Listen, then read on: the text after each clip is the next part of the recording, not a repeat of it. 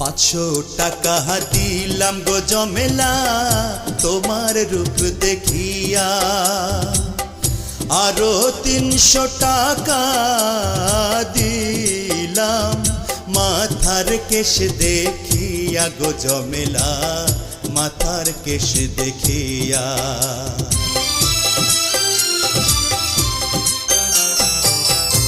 এমনি কইরা বইলেন না গো আমি লাজে মরি, টাকা করি চলে যাবে রইবে আপনার স্মৃতি গো সাহেব, রইবে আপনার স্মৃতি।